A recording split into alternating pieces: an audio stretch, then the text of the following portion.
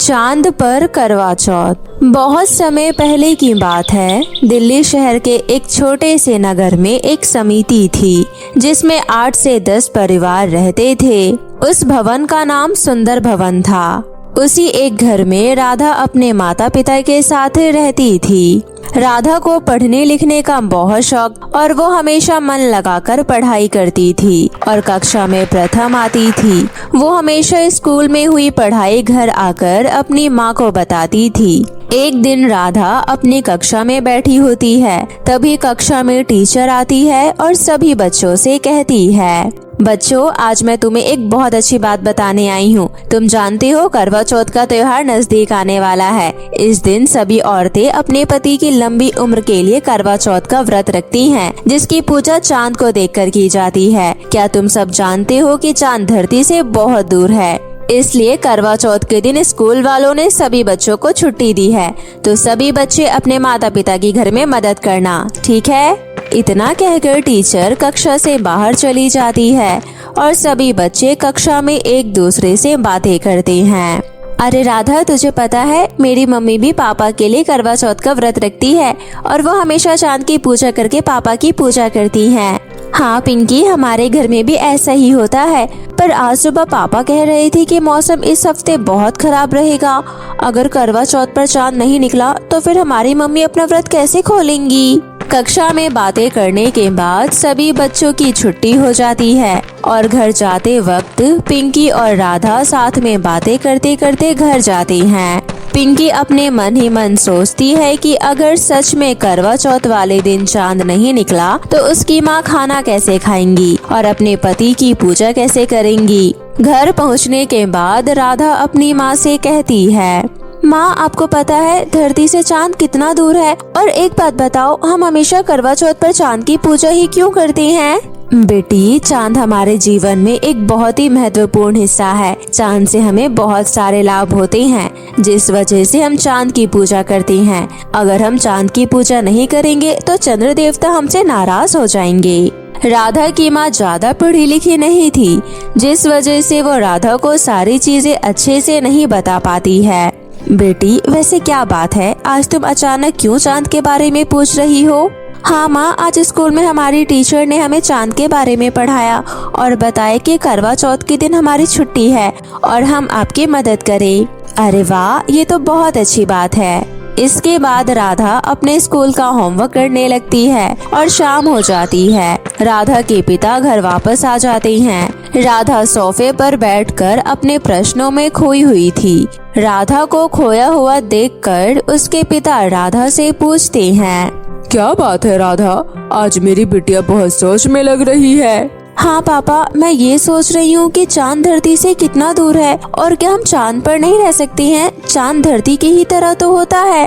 अरे अरे, एकदम से इतने सारे सवाल। लगता है आज तुम चांद के बारे में पढ़कर आई हो। चलो रुको, मैं हाथ मुंह धोकर आता हूँ, फिर मैं तुम्हें सारी कहानी बताता हूँ। राधा चांद की कहानी सुनने के लिए बहुत ज्यादा उत्सुक थी और वो अपने पापा का इंतजार करती है। जब सभी लोग खाना खा लेते हैं, उसके बाद राधा अपने माता पिता से बात करती है। राधा, तुम जानती हो चांद धरती से 3000 किलोमीटर दूर है और हाँ, चांद पर रहना बहुत मुश्किल है क्योंकि वहाँ पर रहने का कोई भी संसाधन नहीं है और न ही वहाँ पर ऑक्सीजन होती है। बिना ऑक्सीजन के रहना बहुत मुश्किल है। पापा, हमारी टीचर हमें चांद के बारे में बता रही थी और कह रही थी कि करवा चौथ का त्योहार आ रहा है जिसमें हम चांद की पूजा करती हैं। अच्छा, तो ऐसी बात है। हाँ बेटी, करवा चौथ वाले दिन चांद की पूजा की जाती है। चांदनी शीतल माहौल और शांति प्रदान करता है, जिसमें हम आराम से अपनी नींद पूरी करते हैं। अब राधा ने अपने माता पिता का बहुत सर खा लिया था। राधा अपने कमरे में सोने चली जाती है। इसी तरह समय बीत रहा था और अब करवा चौथ का दिन आ जाता है। स्कूल की छुट्टी होती है। राधा सुबह जल्दी उठ जाती है। राधा की माँ का व्रत होता है तो वो अपनी माँ के कामों में उनका हाथ बटा देती है। माँ, आज आपने व्रत रखा है ना, तो आप ज्यादा मेहनत मत करो। आपको जल्दी ही प्यास लगने लगेगी और भूख भी लगने लगेगी, फिर आप चांद की पूजा नहीं कर पाओगी। तो आप आराम से बैठ जाओ, पापा और मैं घर के सारे काम कर लेंगे। अरे वाह, मेरी बिटिया तो बहुत ज्यादा समझदार हो गई है। ठीक है, मैं बैठ जाती हूँ और यहाँ पर बैठकर देखती हूँ कि तुम दोनों क्या क्या करते हो। कहीं तुम दोनों मेरा काम बढ़ा ना दो। इसके बाद राधा अपने पिता के साथ मिलकर घर के सारे काम कर लेती है और शाम के लिए स्वादिष्ट स्वादिष्ट भोजन बनाकर तैयार कर देती है। शाम के 8 बज जाते हैं पर आसमान में कहीं चांद नजर नहीं आता। सभी लोग अपने अपने छत पर खड़े हुए थे और चांद के निकलने का इंतजार कर रहे थे, पर आसमान में तो घने बादल छाए हुए थे, जिस वजह से चांद नजर ही नहीं आ रहा था। माँ, चांद तो कहीं नजर नहीं आ रहा, अब क्या होगा? कुछ नहीं बेटी, थोड़ा देर और इंतजार करते हैं, चांद निकल जाएगा। पूजा की थाली तैयार करके और सारा सामान तैयार करके सभी लोग छत पर चांद के निकलने का इंतजार कर रहे थे।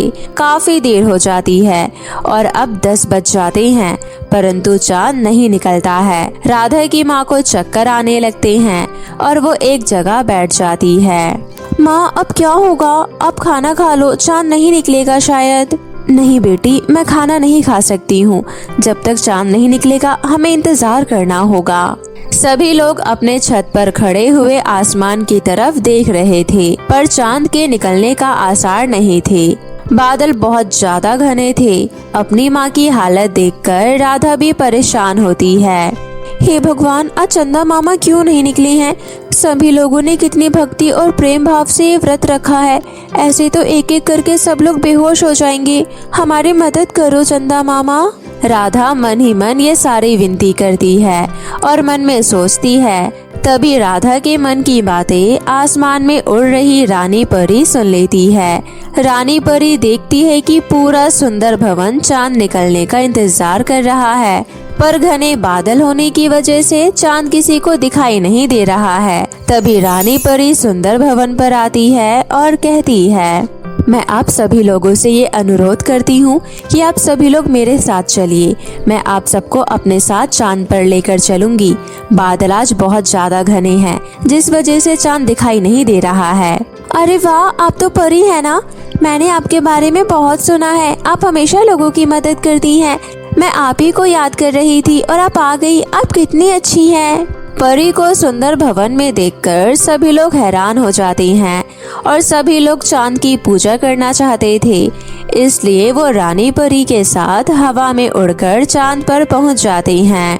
पूरा सुंदर भवन अब चांद पर था। अब सभी पत्नियां चांद की पूजा करने के बाद अपने अपने पतियों की पूजा करती है। पहली बार सुंदर भवन के वासियों ने चांद की पूजा इतने नजदीक से की थी और राधा ने भी चांद को इतने नजदीक से पहली बार देखा था। राधा को ये सब सपना महसूस हो रहा था। चांद की पूजा करने के बाद सभी लोग चांद पर इधर उधर घूमते हैं और वहाँ की शीतल हवाओं का आनंद लेते हैं।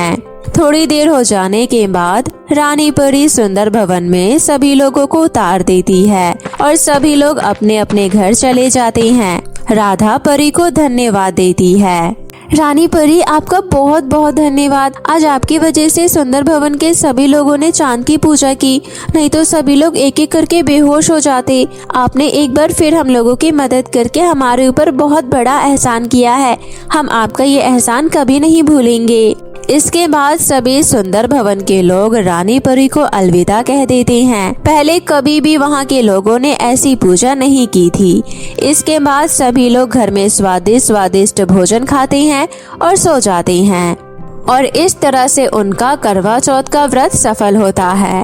तो दोस्तों, कैसी लगी आपको हमारी ये कहानी? हमें कमेंट सेक्शन में जरूर बताएं। अगर आपको हमारी ये कहानी पसंद आई है तो हमारे चैनल को लाइक और सब्सक्राइब करें और ऐसे ही मजेदार कहानियाँ रोज देखते रहने के लिए बेल आइकन को प्रेस करना ना भूलें। जादुई विशाल लहंगा। बहुत समय पहले की बात है। पालमपुर गांव में सचिन अपनी पत्नी ज्योति और अपनी बेटी रेखा के साथ रहता था। उसका एक छोटा सा परिवार था। आपस में बहुत ही प्रेम से वे सभी लोग रहते थे।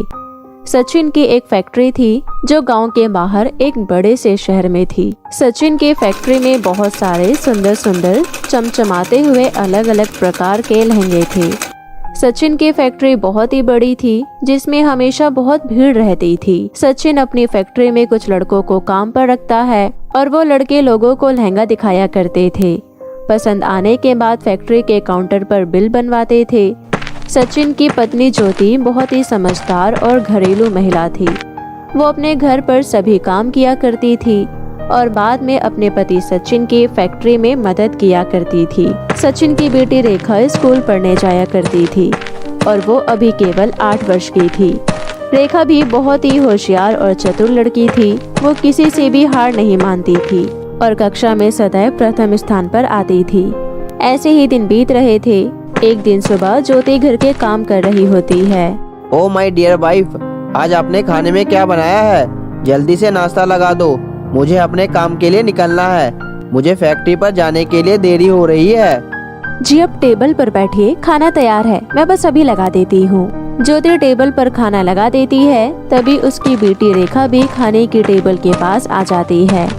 Good morning and good morning माँ, नाश्ते में क्या बना है? आज मुझे जल्दी से दे दो, मैं स्कूल के लिए लेट हो रही हूँ। अरे अरे, दोनों बाप बेटे घोड़े पर सवार हो रहे हो। जरा सी देर नहीं हुई कि यहाँ से भागने की लगी है।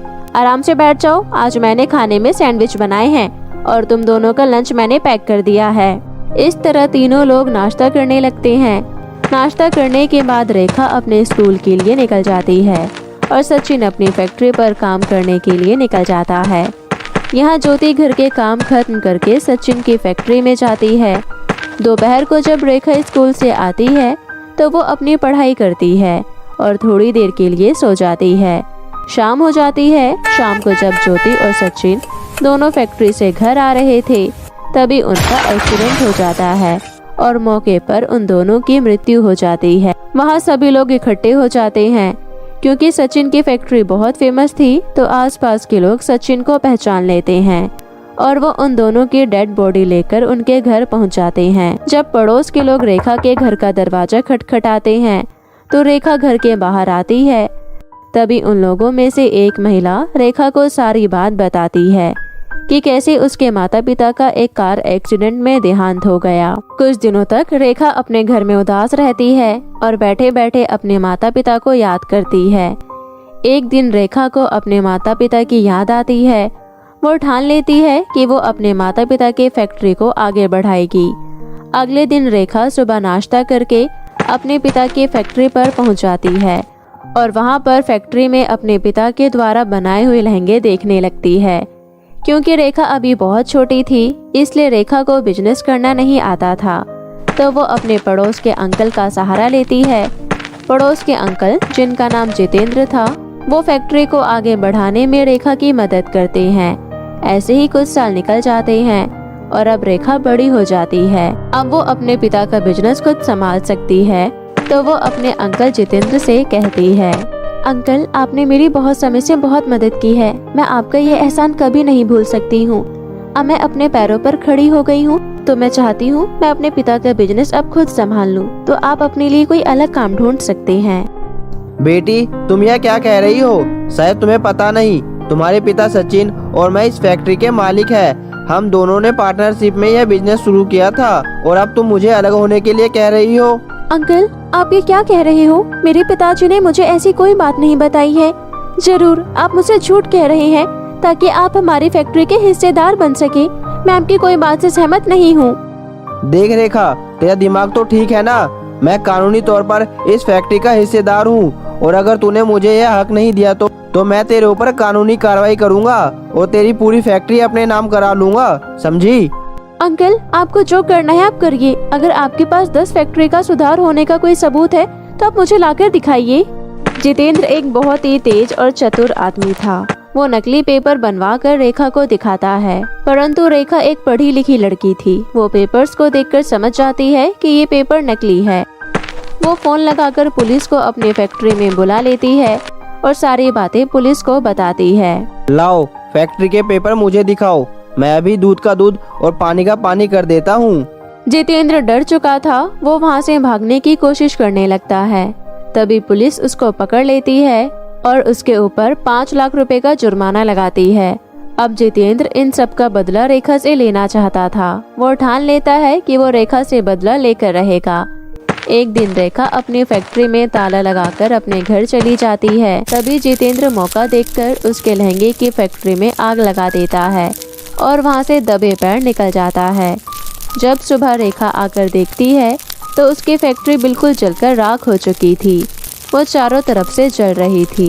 रेखा अपने फैक्ट्री की ये हालत देखकर बहुत दुखी होती है और अपने घर चली जाती है। रेखा अपने घर पर बहुत उदास रहने लगती है और खाना पीना भी नहीं खाती, जिसके कारण अब उसकी हालत बहुत बुरी हो जाती है और वो बीमार हो जाती है। एक दिन रेखा सोचती है कि इतनी बेकार जिंदगी जीने से अच्छा वो अपनी जान दे दे और वो छत से कूदने की कोशिश करती है। तभी एक परी आकर उसे रोक लेती है। तुम तो बहुत समझदार लड़की हो रेखा, फिर तुम ये कायरो वाले काम क्यों कर रही हो? मैं समझ सकती हूँ तुम्हारी प्रॉब्लम, परंतु इसका मतलब ये नहीं कि तुम जिंदगी से हार मान जाओगी। आपको तो सब पता है परी जी, आप ही बताइए, अपने माता पिता के बिना अकेले इस दुनिया में किसके सहारे रहूं? यहाँ धोखेबाज लोग रहते हैं। रेखा, तुम बहुत नेक दिल लड़की हो, तुम हमेशा दूसरों की सहायता भी करती हो, इसलिए रानी परी ने मुझे यहाँ तुम्हारी सहायता करने के लिए भेजा है। परी जी, क्या आप मेरी सहायता कर सकती हैं? क्या आप मुझे मेरी फैक्ट्री वापस दिलवा सकती हैं? रेखा, मैं तुम्हें तुम्हारी फैक्ट्री तो नहीं दिला सकती, परंतु मेरे पास तुम्हारे लिए उससे भी अच्छा कुछ है। ये लो, ये परी लोग का जादुई विशाल लहंगा है। ये लहंगा कोई आम लहंगा नहीं है, ये लहंगा तुम्हारी सहायता करेगा। अच्छा, तो अब मैं चलती हूँ, मुझे परी लोग जाने में देरी हो रही है। रेखा उस जादुई लहंगे को देखने लगती है और वो लहंगा बहुत ही बड़ा था, बहुत चमकदार था। रेखा जब उस लहंगे के घर के अंदर जाती है तो वो बहुत हैरान रह जाती है। रेखा उस जादुई विशाल लहंगे में देखती है कि उसमें कई तरह तरह के लहंगे हैं। ये सब देखकर रेखा बहुत खुश हो जाती है। तभी उस घर से एक आवाज आती है, रेखा बेटी, तुम्हारा इस लहंगे के घर में स्वागत है। ये लहंगे का घर तुम्हारी सभी इच्छाएं पूरी करेगा, अर्थात ये खाने के लिए तुम्हें स्वादिष्ट भोजन भी देगा और पहनने के लिए सुंदर और अच्छे वस्त्र देगा। तुम्हारी सभी जरूरतों का सामान ये जादुई लहंगा तुम्हें दे देगा। ये सब देखकर रेखा बहुत खुश होती है और उस लहंगे के घर में रहना शुरू कर देती है। उस लहंगे के घर में लगे लहंगे को बेचकर रेखा बहुत सारे पैसे कमाती है और बहुत अमीर हो जाती है और उस जादुई लहंगे के घर में हंसी खुशी अपने आगे का जीवन व्यतीत करने लगती है। तो मेरे प्यारे दोस्तों, कैसी लगी आपको मेरी ये कहानी? मुझे कमेंट करके ज़रूर बताएं और इसे अपने दोस्तों के साथ भी शेयर करें। और हाँ दोस्तों, अगर आपने अब तक मेरे चैनल को सब्सक्राइब नहीं किया है तो जल्दी से नीचे लाल बटन दबाकर अभी कर लें। तो मिलती हूँ आपसे फिर किसी नई कहानी के साथ। तब तक के लिए आप अपना ध्यान रखें।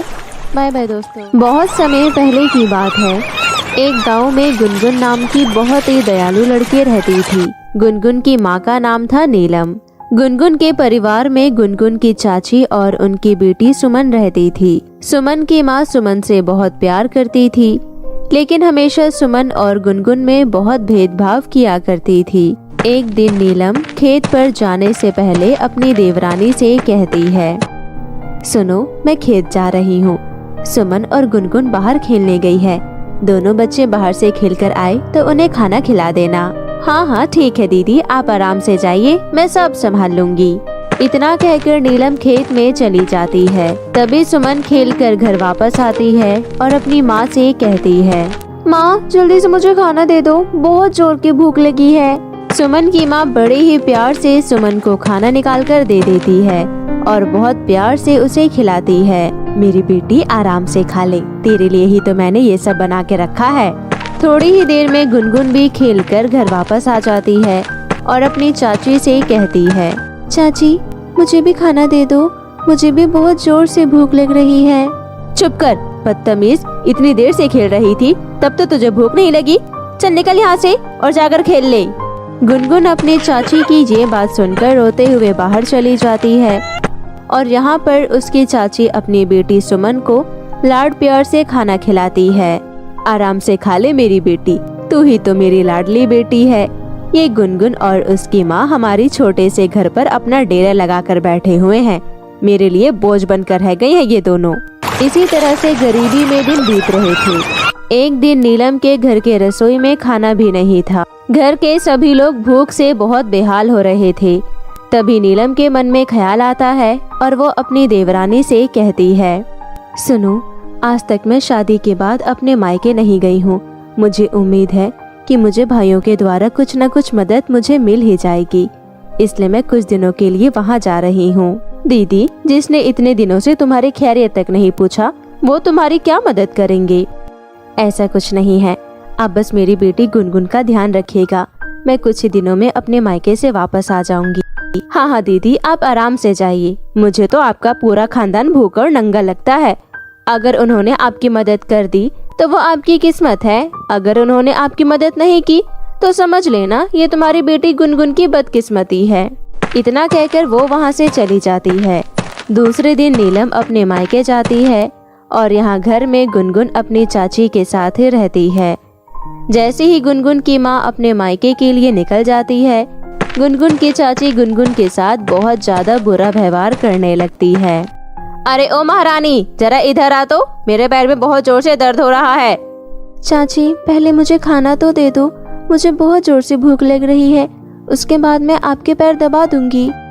जब देखो पूरा दिन खाना मांगती रहती है, तेरा पेट है ये कुआं? घर में खाने को कुछ नहीं है, जंगल से पहले लकड़ियाँ तोड़ कर ला, तब मैं कुछ बनाऊंगी। अपनी चाची की बात सुनकर गुनगुन जंगल में लकड़ियाँ लेने चली जाती है और यहाँ गुनगुन की चाची की आंख लग जाती है और वो सो जाती है। थोड़ी ही देर में गुनगुन जंगल से लकड़ियाँ लेकर घर वापस आ जाती है।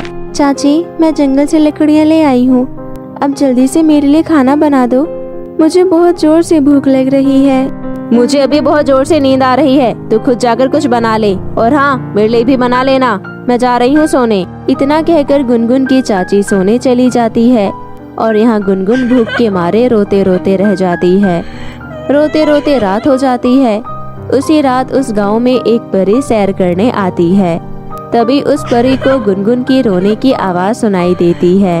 अरे, ये तो किसी बच्चे की रोने की आवाज आ रही है, लगता है उसके साथ कुछ गलत हो रहा है, मुझे जाकर देखना चाहिए।